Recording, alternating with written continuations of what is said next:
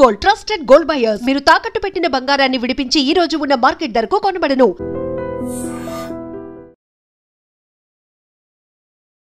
Welcome to iDream Media. So జనరల్గా fridge ఏదైనా కొన్ని రకాల ఆహార పదార్థాలు కొన్ని డేస్ పాటు నిల్వ ఉండాలంటే దీన్ని ఖచ్చితంగా వాడతాము.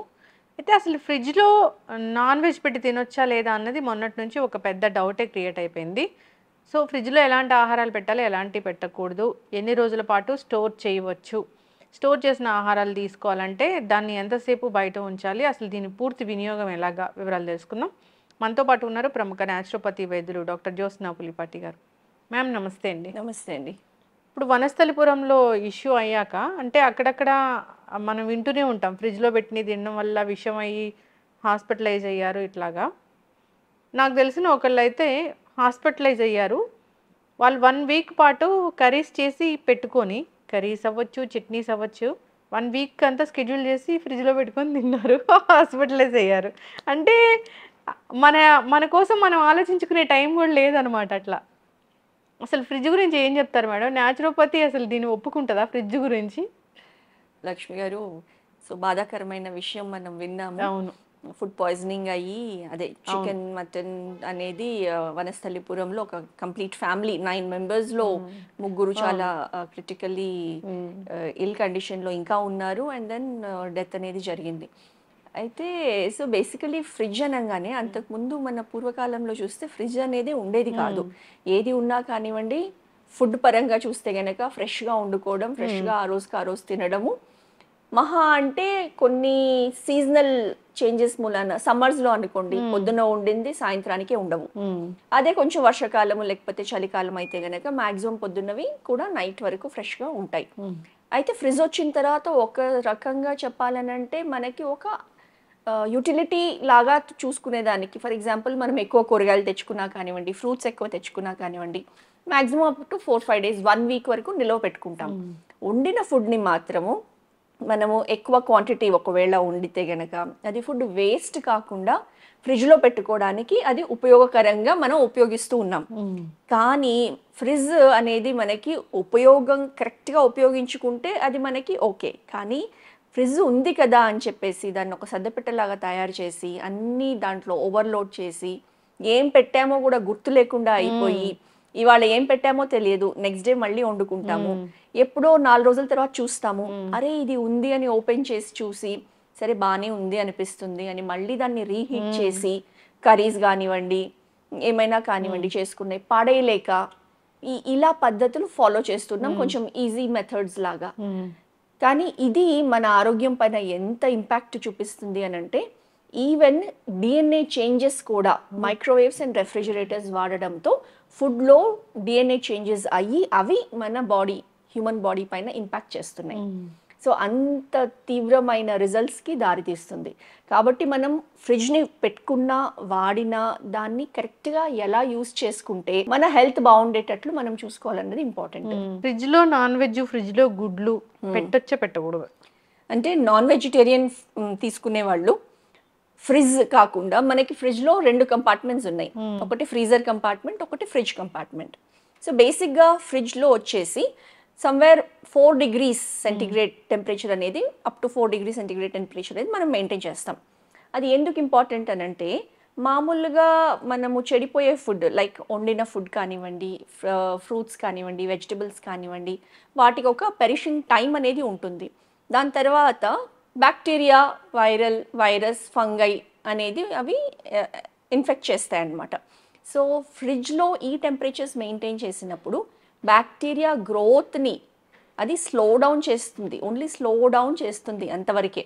అంటే మ్యాక్సిమం 3 to 4 days వరకు మనం ఏదైనా వండిన ఆహారం ఉంచుకోగలుగుతాము విత్ నార్మల్ న్యాచురల్ దాని టెక్స్చర్ కానివ్వండి, ఫ్లేవర్ కానివ్వండి రిటైన్ చేసి. అయినా కానివ్వండి మ్యాక్సిమం 2nd day దాటింది అని అంటే కొన్ని vitamins like B complex and vitamin C, కొన్ని యాంటీ ఆక్సిడెంట్స్ ఇవన్నీ కూడా డిప్లీట్ అవుతాయి అన్నమాట. ఓకే. కాబట్టి 2nd day తర్వాత మనం బెటర్ ఫుడ్ని అవాయిడ్ చేయడమే. అందులో పెట్టినవి మ్యాక్సిమం ఇవాళ పెట్టినవి రేపటికి కన్జ్యూమ్ అయ్యేటట్లు చూడాలి, or at the most another day. ఈ లీఫీ వెజిటబుల్స్ మీరు అడిగిన దానికి చికెన్ కానివ్వండి, మీట్ కానివ్వండి. సో ఇది ఫ్రీజర్ కాంపోనెంట్లో మనం పెట్టుకోవచ్చు. ఫ్రీజర్ కాంపోనెంట్లో టెంపరేచర్ వచ్చేసి -18 ఆర్ లెస్. ఆ టెంపరేచర్ మెయింటైన్ చేసి మనం పెట్టుకుంటే గనక ఆ టెంపరేచర్స్లో బ్యాక్టీరియల్ గ్రోత్ అనేది హాల్ట్ అవుతుంది, అంటే స్టాప్ అయి ఉంటుంది. అది కూడా మాక్సిమం ఒక వీక్ టైం.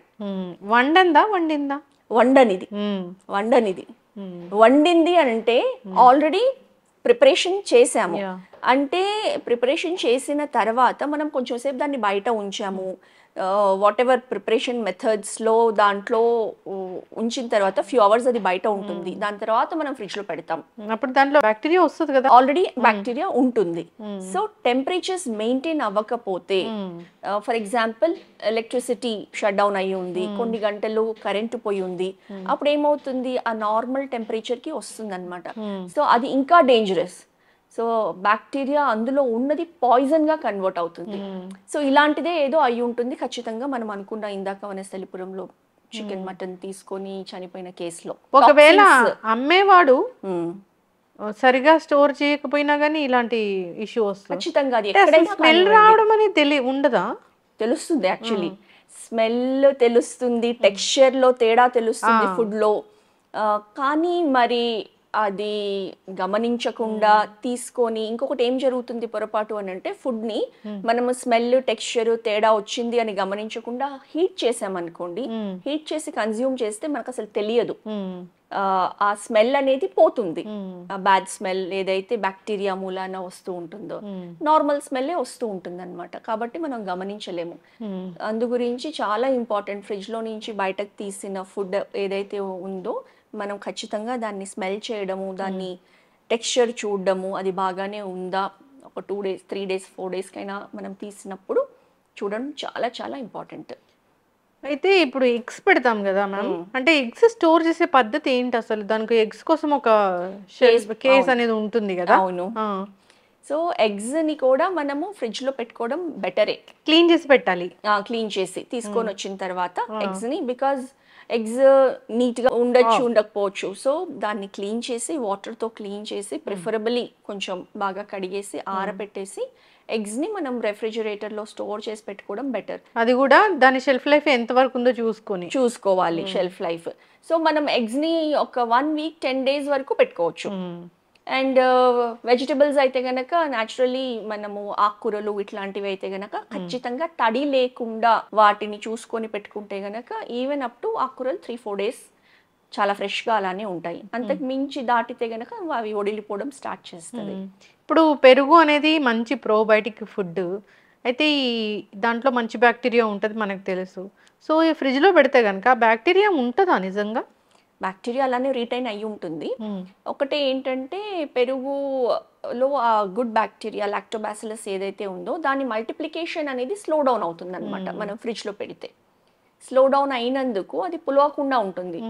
పెరుగు పులవడం అని అంటే nothing but excess of lactobacillus bacteria. And అదొక ఇండికేషన్ కూడా, ఆ లైట్ ఆ పులుపు కండిషన్ నుంచి ఇంకా కొంచెం ఎక్కువ అయితే గనక మనకు ఆ బ్యాడ్ స్మెల్ తెలిసిపోతూ ఉంటుంది, వాడకూడదు కాబట్టి. బట్ నార్మల్ ఫ్రెష్ కర్డ్ నుంచి, ఇప్పుడు గ్యాస్ట్రిక్ ఇష్యూస్ ఉన్నాయి ఎవరికైనా, అలాంటి వాళ్ళు ఖచ్చితంగా fresh butter milk, fresh curd తినాలి. But at the same time కొంచెం పులిసిన కర్డ్ ఎప్పుడైతే ఫర్మెంట్ అవుతుందో అప్పుడు గుడ్ అమౌంట్ ఆఫ్ B12 కూడా మనకి లభిస్తుంది, vitamin B12 along with the probiotic qualities of curd అన్నమాట. పుల్ల పెరుగు మంచిదే, ఒక రకంగా కొంచెం పులిసిన పెరుగు మంచిదే అన్నమాట. ఎస్, దీని పెరుగును కూడా నెలల పాటు తినే వాళ్ళని చూస్తూ ఉంటాం.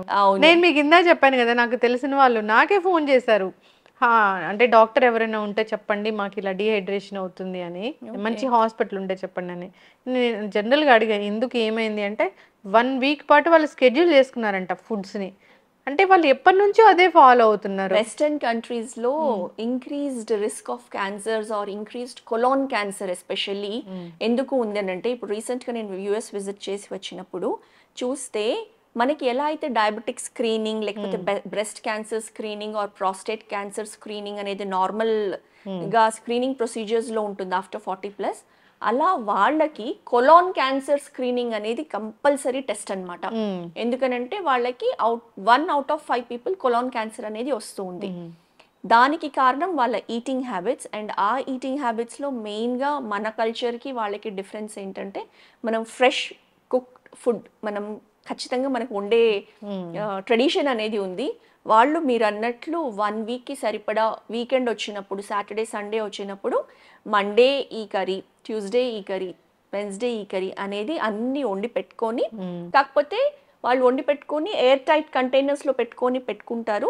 కొన్ని ప్రొసీజర్స్ వాళ్ళు కొంచెం జాగ్రత్తగానే పాటిస్తారు. బట్ ఎనీహౌ మనకు అది వి విల్ డెఫినెట్లీ థింక్. మన దగ్గర కొన్ని ఫ్రిడ్జ్లు చూస్తాము, అంటే కొన్ని హోటల్స్లో వాటిల్లో మనము వీళ్ళు ఆఫీసర్స్ వెళ్ళినప్పుడు చూస్తే అసలు లిడ్స్ ఎక్కడ మూత పెట్టి, ఎక్కడ పెరుగులు కానీ అసలు చికెన్లు కానీ ఎక్కడ మూత పెట్టి ఎక్కడా లేదు. అప్పుడే మనకి ఆ ఫ్రిడ్జ్ ఉండి కూడా లాభం లేని పరిస్థితి. సో ఎప్పుడైనా కానివ్వండి ఫుడ్ ఈవెన్ మనకి మిగిలిన కర్రీ తీసి మనం ఫ్రిడ్జ్ లో పెట్టాలి అని అంటే ఖచ్చితంగా ఎయిర్ టైట్ కంటైనర్స్ లోనే పెట్టాలి. అలా పెట్టినప్పుడే అందులో ఉన్న న్యూట్రియన్స్ అనేది ప్రిజర్వ్ అయ్యి ఉంటాయి. న్యూట్రియన్స్ ఎక్కడ ఉంటాయి మేడం? ఇంకా అసలు మిగిలిన న్యూట్రియన్స్ తర్వాత మాట, అది ఎప్పుడో చెప్పుకోవాల్సిన మాట. ఇప్పుడు కేక్ దీన్ని చనిపోయారు అంటే సో కేక్ అది పాడవటానికి మెయిన్ కారణం దాంట్లో వాడే కొన్ని ఇంగ్రీడియంట్స్ అవి సరిగా లేకపోవడం, ఇంకొకటి అయితే దాన్ని స్టోర్ చేసే పద్ధతి కూడా సరిగా లేకపోవడమే అనుకోవాలి. ఇప్పుడు మనం ఎక్కడ బేకరీస్ చూసినా గానీ మరి అది అట్లా ఓపెన్ గానే ఉంటుందిగా. అవును, బేకరీస్ లో ప్లస్ ఈవెన్ సూపర్ మార్కెట్స్ లో ఐస్ క్రీమ్స్ స్టోరేజ్, ఒక ఐస్ క్రీమ్ స్టోరేజ్ బాక్స్ ఉంటుంది. కానీ మనం చూస్తే గనక నైట్ టైం చాలా, అంటే గుడ్ సూపర్ మార్కెట్స్ కాకపోతే వాళ్ళు ఎలక్ట్రిసిటీ సేవ్ చేయడం కోసం నైట్ టైం అంతా ఆఫ్ చేసి పెడతారు రెఫ్రిజిరేటర్స్, మార్నింగ్ టైం ఆన్ చేస్తారు. సో మనం కన్జ్యూమర్స్ వచ్చి అరౌండ్ 10 o'clock అట్లా తీసుకునేటప్పటికి ice cream for example solidify ఉంటుంది. కానీ మనం గమనిస్తే ఎర్లీ అవర్స్లో తీసుకుంటే కొంచెం లిక్విడ్గా కూడా ఉంటుంది అనమాట, కంప్లీట్ సాలిడిఫై అవ్వకుండా. సో అది ఒక ఇండికేషన్ వాళ్ళు నైట్ టైం అంతా కూడా రెఫ్రిజిరేటర్స్ని ఆఫ్ చేసి పెట్టారు. అండ్ అది ఇంకా ఎంత డేంజరస్, మనకి ఇమీడియట్లీ మన ఇమ్యూన్ సిస్టమ్ మూలాన ఉత్త సోర్ థ్రోట్ వచ్చి లేకపోతే రెస్పిరేటరీ ట్రాక్ట్ ఇన్ఫెక్షన్స్ వచ్చి ఏదో కొంచెం కాపాడుకోగలుగుతాము. బట్ అదే టాక్సిన్స్ అందులో ప్రొడ్యూస్ అయితే గనక కంప్లీట్లీ అది కూడా డెత్ కి దారి తీసే అంతటి పరిస్థితి ఉంది. చూస్తున్నాము కేక్ దీన్ని చనిపోయారు అంటే, సో ఇలాంటివి ఏదో కారణాలు అయితే ఖచ్చితంగా అయి ఉంటుంది. సో బయట నుంచి ఫుడ్ తెచ్చుకోవడం మానేయాలి ఫస్ట్ థింగ్. ఇంకొకటి ఫ్రిడ్జ్ వాడకం అనేది ఎక్కువగా మినిమం మనకి ఎంతవరకు అవసరం అయితే అంతవరకు వాడుకుంటూ ఫ్రిడ్జ్ ని అన్ని స్టోర్ చేసుకొని దాన్ని నింపేసి ఓవర్లోడ్ చేయకుండా ఎవ్రీడే ఒక 5 minutes ఏమున్నాయి ఫ్రిడ్జ్లో, నిన్న ఏం పెట్టాను నేను, అది కన్జ్యూమ్ అన్నా ఇవాళకి చేసేయాలి, లేకపోతే తీసేసి పడేయాలి. అలా అయితేనే మన హెల్త్ అనేది జాగ్రత్తగా మనం కాపాడుకోగలుగుతాం. చక్కగా చెప్పారు మ్యామ్. ఫ్రిడ్జ్ వాడకం ఎంత తగ్గించుకుంటే అంత ఆరోగ్యానికి మంచిది. పెరుగు కూడా ఎప్పటికప్పుడు ఫ్రెష్గా పెట్టుకోవాలి. అంతే, మన క్లైమేటిక్ కండిషన్ కి మార్నింగ్ తోడేస్తే మనకి ఆఫ్టర్నూన్ కి పెరుగు తోడుకుంటుంది. వెస్టర్న్ కంట్రీస్ లో అలా కాదు, మనకు అలాంటి టెంపరేచర్స్ ఉంది కాబట్టి ఆఫ్టర్నూన్ తోడేసుకుంటే నైట్ కి తోడుకుంటుంది. సో ఇది ఒక జస్ట్ హ్యాబిట్ అనేది కల్టివేట్ చేసుకుంటే మన ఆరోగ్యం అనేది బాగుంటుంది. ఎప్పుడు పెద్దవాళ్ళు ఎప్పుడు చెప్తూ ఉంటారు అంటే అసలు ఫ్రిడ్జ్లు ఇలాంటి మీరు ఆర్టిఫిషియల్ లివింగ్ అనేది చేస్తూ ఉన్నారు, అది అసలు మంచిది కాదు అని. సో మళ్ళీ ఒకసారి ఇది ప్రూవ్ అయినట్లుగా అనిపిస్తూ ఉంది. అందరు జాగ్రత్త వహించాలని కోరుకుందాం. ఇంకా పిండిలు అలాంటివి, దోశ పిండి అట్లాంటివి అయితే 1 month అయినా స్టోర్ చేస్తారు. అసలు నిజంగా మ్యామ్ ఏ రోజు ఆ రోజు చేసుకుంటే ఏమవుతుంది అసలు? కొంచెం క్వాంటిటీ చేసుకుంటే గనక ఫ్రెష్ గా మనం కన్జ్యూమ్ చేసుకోవడం అనేది మన మైండ్ సెట్ ఉండాలి. అసలు కాన్సెప్టే లేదు, ఇప్పుడు పులియబెట్టడం అనే కాన్సెప్టే లేదు. ఎందుకు పులియబెడుతున్నాము, దాంట్లో ఎంత గుడ్ బ్యాక్టీరియా ఉంటుంది, మన హెల్త్కి ఎంత మంచిది, ఆ కాన్సెప్టే పోయింది.